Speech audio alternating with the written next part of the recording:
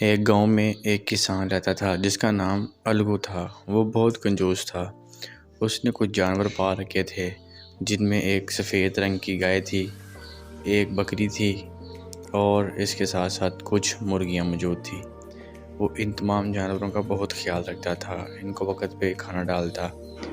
ان کے ساتھ ساتھ اس نے ایک پالتو کتا بھی پال رکھا تھا۔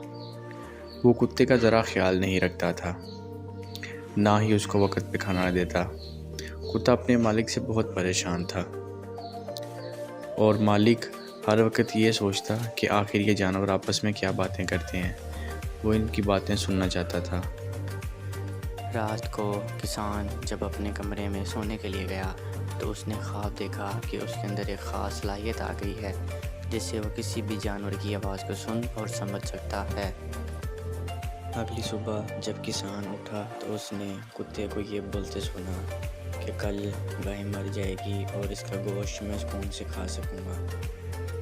کسان نے جب یہ سنا تو وہ بہت پریشان ہوا اور اس نے گائے کو بیچنے کا فیصلہ کیا۔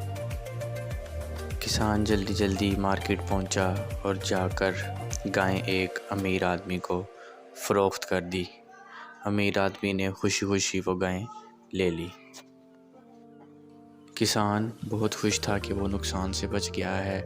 اس کا یہ سوچنا ہی تھا کہ اچانک کتا پھر سے بولا کہ اب بکری مر جائے گی اور اس کا گوشت میں کھاؤں گا۔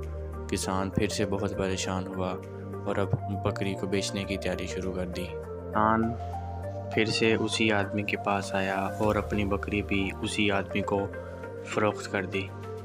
اس آدمی نے وہ بکری بھی خرید لی۔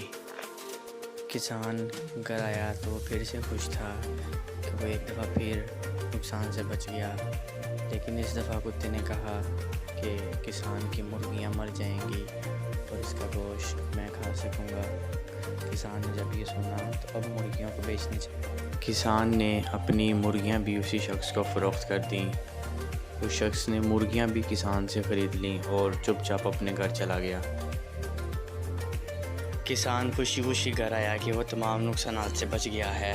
کتے نے ایک اور پیشن گوئی کر دی کہ اب کسان خود مر جائے گا اور اس کے رشتہ دار آئیں گے اور وہ سکون سے کھانا کھا سکے گا۔